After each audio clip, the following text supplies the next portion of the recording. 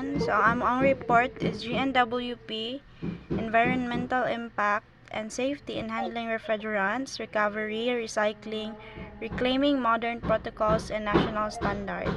Next wing.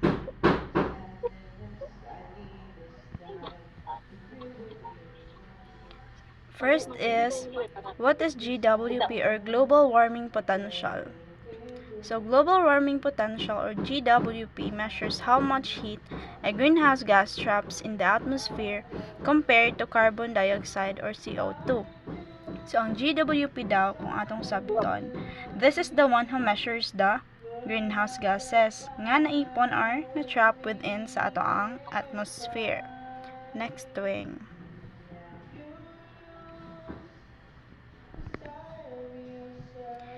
So, environmental impact of refrigerants. Refrigerants released into the air can damage the environment. CFCs and HCFCs destroy the ozone layer.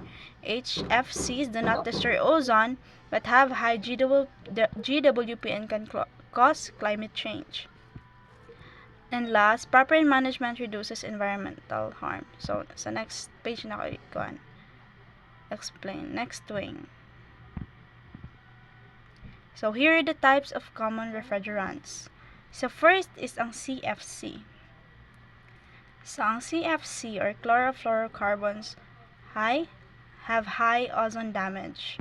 So, ang CFC is very bad siya for our ozone layer. So, just like for example sa mga R12 or mga Freon.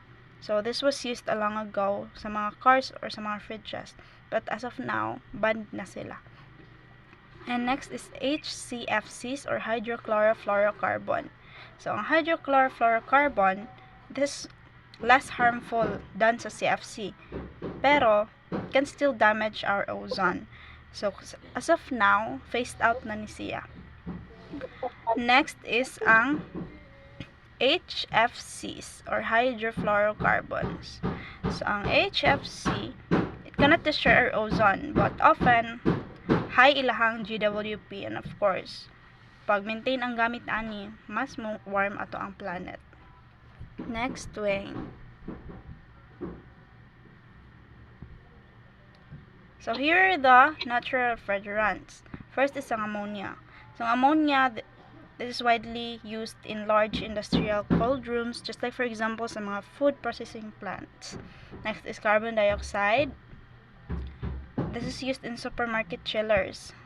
And also, safe siya sa atong ozone and na siya low overall impact if ang systems are efficient. Last is ang hydrocarbons or propane.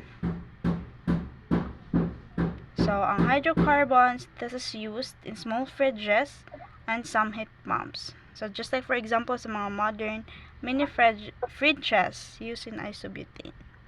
So, Marta ako, thank you. Go na! Sige na. So, once again, good morning everyone. So, I am a second reporter. So, my topic is safety in handling refrigerants. So, kining safety handling refrigerant isa gid sa pinaka-importante while nga nagatrabaho taning refrigerant air conditioning system. Tungod kay if dili nato matarong og handling ang kining mga butang or kining mga equipment ani is mahimutang siya nga mag-cause siya og injury, danger og sa tuang uban pa sa tuang kagalingon. So like environmental damage, equipment failure, so isa na siya sa pwede nga ma-cause kung dili sakto ang ato ang paghandling sa kining nga mga butang. So number 1, wear PPE like gloves, safety goggles, so uban pa dagan na ang PPE sa kining pag-handling sa refrigerant, no. So isa lang ni ang kining duha ang example sa atong ipakita. So tungod kay kung dili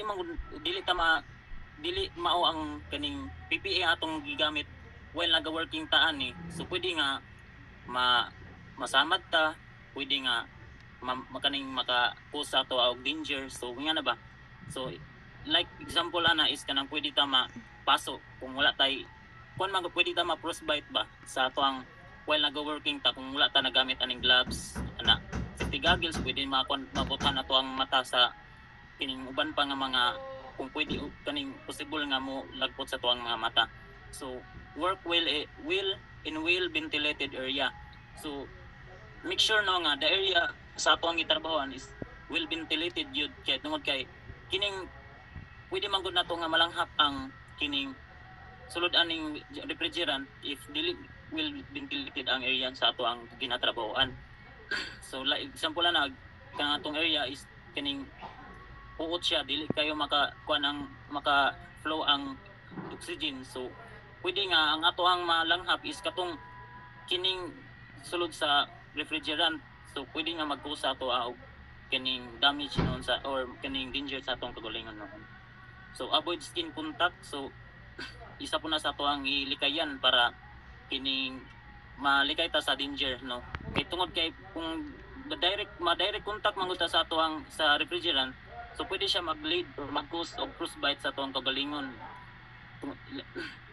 Labi na ang pag i-touch na to ang kuan kay likayan ginato pud na nga i-touch na to ang refrigerant labi na sa during sa ato ang pag kining pagtrabaho kay pwede na mag-cause sa ato ang frostbite sa ato ang kuan. Kabalo naman tanong sa nang frostbite.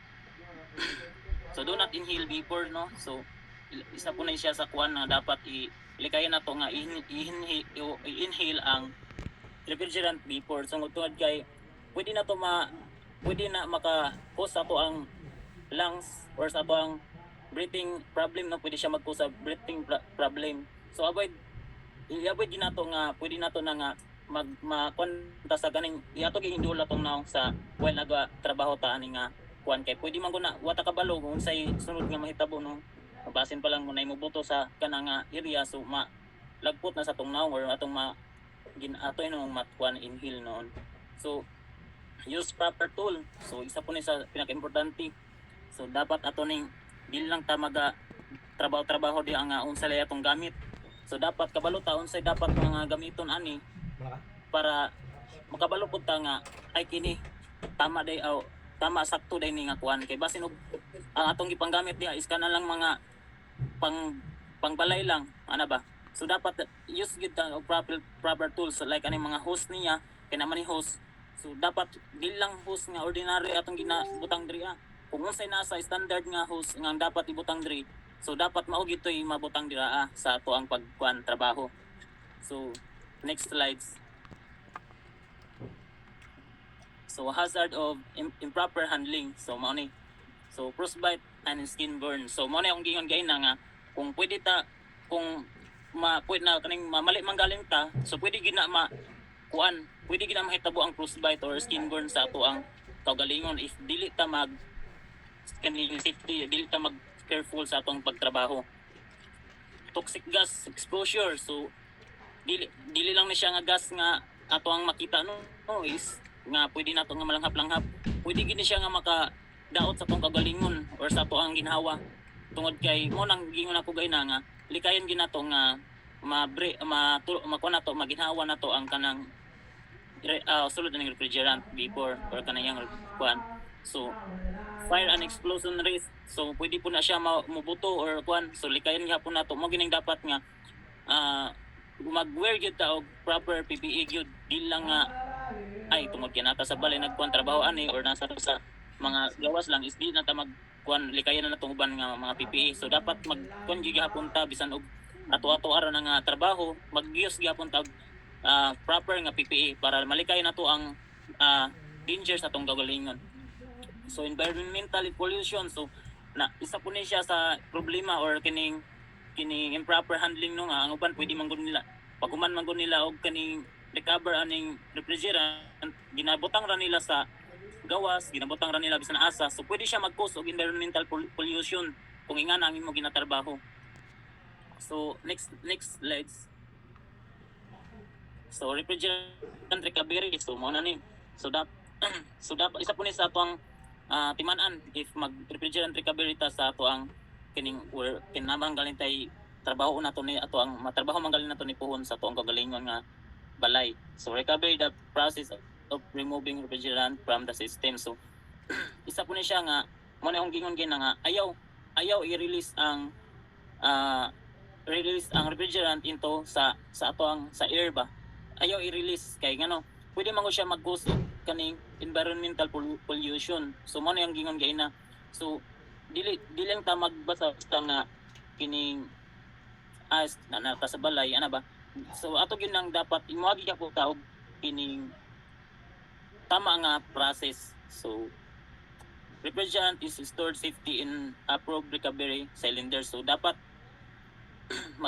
magkuan gyapon ta kanang atong pagkuman nato recover sa kaning refrigerant. So dapat ato po nang ibutang sa safety or kanang gi-approvean nga area nga asa na siya dapat ibutang. Dili lang ato ibutang sa balay kay basin og wata kabalo nga naghungaw day na siya din while nagatulog ta or while lakaw-lakaw tanang balaya na inhale na nato ang kanang iyang hinungaw ana. So delikado gihapon. So prevent refrigerant from being released into the air. So mo na yung gayon nga i-prevent yun nato nga ang refrigerant from being released or into the air.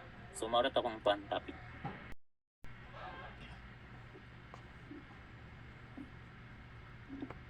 Wing, ikaw na Wing. Sige. Ay, sa nga. Sige.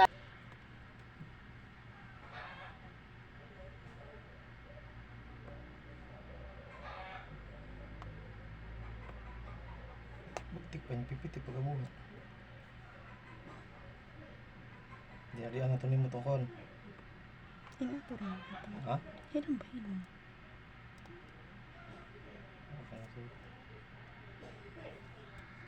I am the third reporter.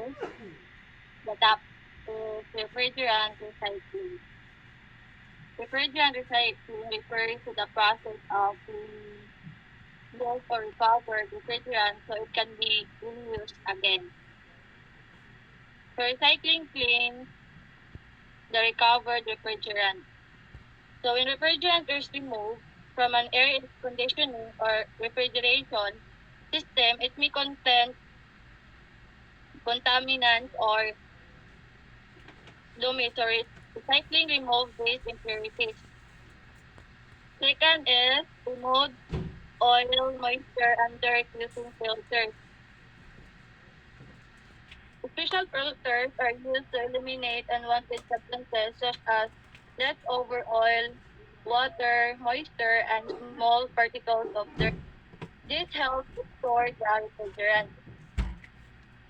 Refrigerant can be reused in the same or similar system. After cleaning, the refrigerant becomes safe and usable again. It can be put back into the same machine or another compatible cooling system. Next done.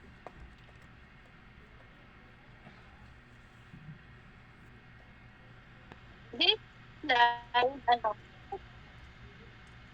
refrigerant is cleaning. So this slide explains the two important process in handling refrigerant safely and responsibly, recovery, recycling, and reclaiming. So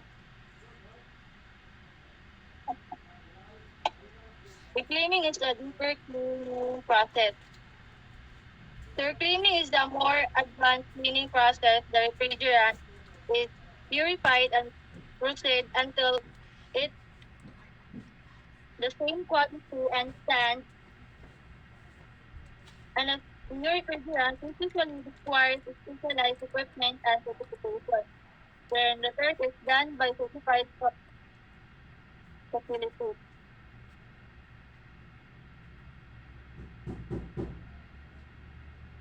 So covering taking out the refrigerant for a system like an oil conditioner or refrigerator and storing it in a proper container. So this step does not clean the refrigerant. Its purpose is only to remove and collect excess fuel so it does not escape into the environment. Next done.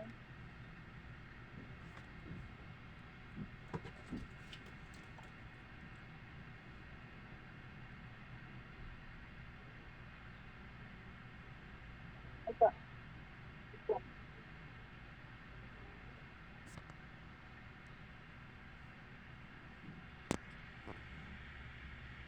recovery, recycling, and recovery, remove, and store refrigerant.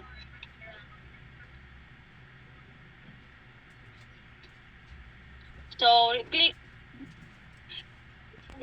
reclaiming refrigerant is cleared much more thoroughly compared to simple recycling. All contaminants, oil, moisture, acid, and particles are completely removed using specialized equipment. Next is recycling clean refrigerant for use. So refrigerant is restored to original industry standard. After reclaiming, the refrigerant becomes as clean and pure as new refrigerant, which meets official standards like ensuring it is safe and effective for any cooling system.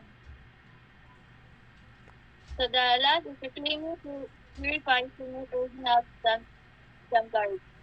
So this means the refrigerant is clear. Okay, start na. Modern environmental protocols. Montreal Protocol protects the ozone layer by controlling harmful substances. Kigali Amendment reduce use of high GWP refrigerants.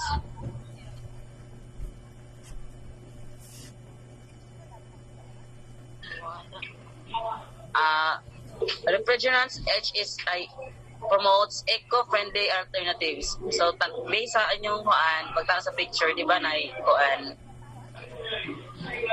ay, sorry, saba ba ko dali? Saba ba kung kuan paligid? Basig nakakuan ko ba?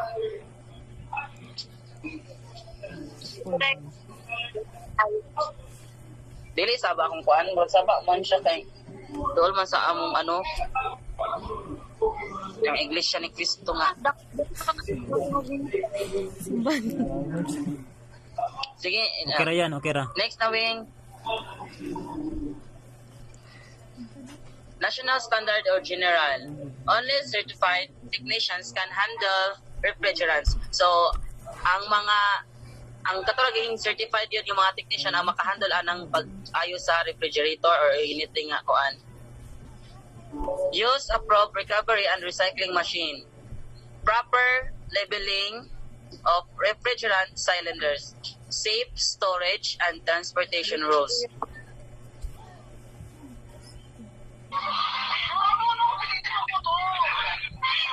Next thing. Best practices. Regular leak checking and maintenance. So, og kanang ang mag-ayo hay kinahanglan jud nga kanang tan-awon niya ang ref og naabay mga daot-daot or nakakuan ba gyud siya basta kanang nay mga daot gyud siya leak or kuan iyay ginang i-check o para ma-maintain ang kuan safety sa mga tao. Use low GWP refrigerants. Proper record keeping of refrigerant use. Technician training and certification. So kinahanglan pod ang kanang mag-check ana is dapat nakaagi siyang training. Next wing. Thank you guys. Thank you sir. That's all.